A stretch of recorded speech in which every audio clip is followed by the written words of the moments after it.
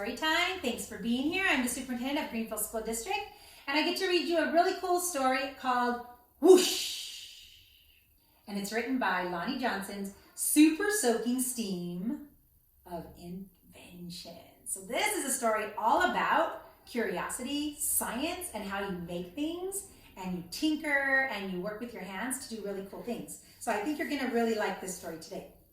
Hola comunidad de Greenfield, soy Superintendente Galván, aquí con ustedes leyendo otra historia, y esta historia se llama Whoosh, es por un señor que se llama Chris Barton, ilustrado por un señor que se llama Don Tate, y este es sobre ciencias y construyendo y haciendo las ciencias con cosas pequeñas, pero este niño tiene muchas aventuritas con cosas pequeñas que hacen cosas más grandes. Ojalá que ustedes disfruten con esta historia. Todavía estamos celebrando el mes de nuestros hermanos y hermanas africanos americanos en el mes de febrero. So tenemos unos pocos más días para celebrar y luego vamos a seguir con marzo, que es otro tema que ustedes van a gustar. So thank you for being here. Gracias por estar con nosotros. So we're still celebrating Black History Month. Super excited to continue to read this this week. And then in March, we'll have a new theme, and you'll get to hear what our focus will be for the month of March. So here we go. Whoosh is the story that I get to read you today. All right, here we go. Every day brought a challenge for young Lonnie Johnson. The challenge of finding space for all his stuff. 6 Johnson kids were squeezed into a tiny little house in Mobile, Alabama. Lonnie would have loved a workshop of his own, but there just wasn't room. There was nowhere to keep all his rocket kits. He likes rockets. Bamboo shooters, rubber band guns, erector sets, go-kart engines, bolts and screws, and other spare parts were everywhere, and various other things that he'd hauled back from the junkyard.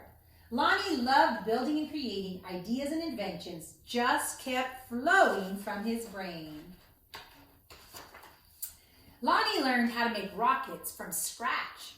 Kids at school gathered to watch Lonnie launch them, and he learned how to make rocket fuel when it caught fire in the kitchen. Lonnie's mom didn't make him stop. She just sent him to work outside.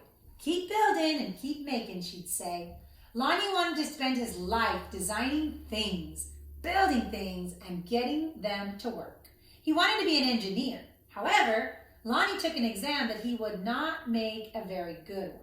Lonnie took an exam that said he would not make a very good engineer. His dream had been challenged. Lonnie was discouraged, but he knew that whoever had graded his test, they must have made a mistake. They didn't know him. Inspired by a TV show, Lonnie built his own robot. He made it out of scrap metal and named it Linux. Compromised compressed air cylinders and valves allowed Linux's body to turn and its arms to move. The switches came from an old broken jukebox. Lonnie used a tape recorder to program Linux, and as a bonus, the reels even looked like eyes. Lonnie wanted to enter his creation into a science fair, but he couldn't get the transmitter to work. Without it, Lonnie could not send commands to Linux. Science fairs came and went. Lonnie missed one, and then he missed another, until he got an idea. Now, Lonnie may or may not have asked before he borrowed his little sister's walkie-talkie, but he did it. As he fixed the transmission issue, his school's team took freshly finished Linux to a 1968 science fair at the University of Alabama, where only 5 years later, African-American students hadn't even been allowed to compete. Having to compete in a place that still wasn't very welcoming, well, now that was a challenge with a capital C. Against other schools from all over the state, Lonnie's team won first place. That's awesome. Especially since they weren't even supposed to be there, right? Soon, Lonnie left home to go to college at Tuskegee Institute, where he stood out as a self-confident, insightful, creative thinker. He stood out as a student who asked the right questions, preciously defined problems, and formulated solutions. And he stood out as the guy who built his own booming sound system, all made out of cast-off electronics. It even had lights that flashed in sync with the beat of the music. Lonnie sometimes studied night right in the middle of his own parties. That extra studying paid off. He became an engineer right away. And after graduation, he went to Alabama to study more.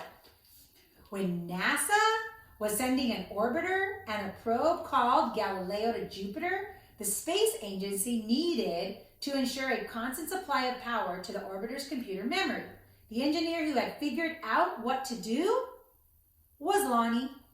His challenge was to come up with a lightweight backup system to be able to keep the essential functions going in case the main power was lost. It wasn't easy. In fact, it was very hard. But Lonnie found a solution. Some of NASA's Jet Propulsion Laboratory people doubted his idea would work. But Lonnie convinced them it would, and he was great. Ideas for other problems to solve just kept flowing. They flowed whether Lonnie was working with hundreds of people at NASA or if he was just tinkering on his own late at night. Lonnie knew the world's millions of refrigerators and air conditioners needed a new cooling system, one that didn't use R12, which was a chemical that was bad for the environment. He had an idea for using water with air pressure instead. And to test his idea, he made a pump and a nozzle connected to a bathroom faucet. Turned on that pump, and then whoosh! Hey, that's the name of the book, huh? The steam had blasted across the bathroom, and it was so powerful, it created a curtain-whirling breeze. It also gave Lonnie an idea for yet another invention.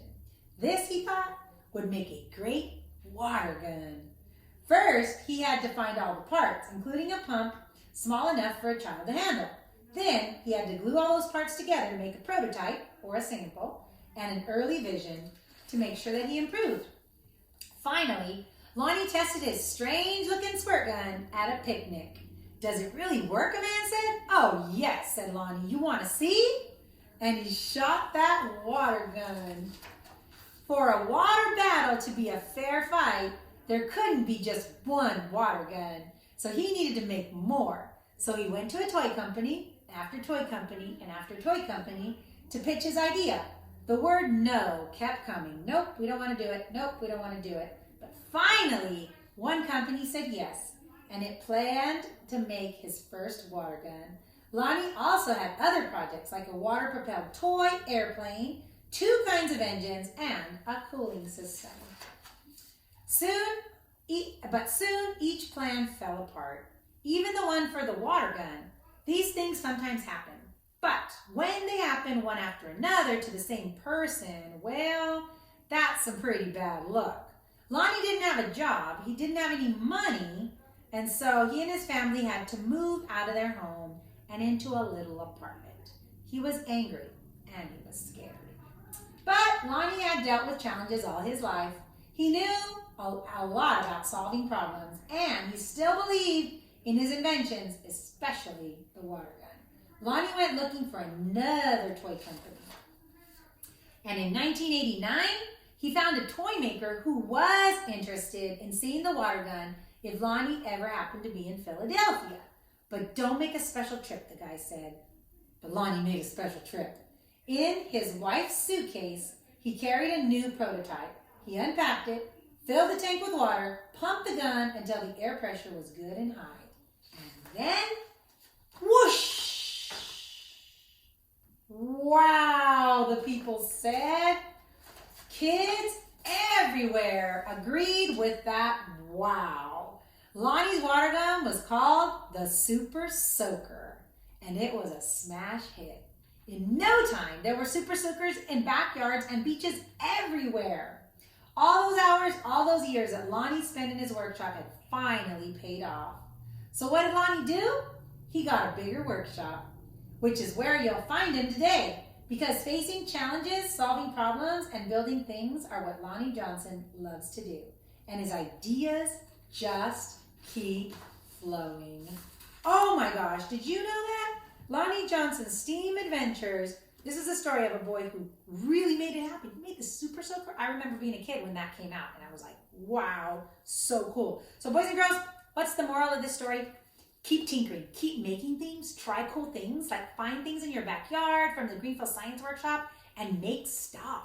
You never know if you could be the inventor that creates something big and makes a lot of money for your family and for you. So whoosh is the name of this story. Lonnie Johnson is actually the guy who created and invented the Super Soaker. And he's a Black American. So thank you, boys and girls, for joining me today. I'm so glad to be your superintendent. I'm glad you listened to the story tonight. It's pretty cool. And I am going to send you a great big bear hug from our family to yours.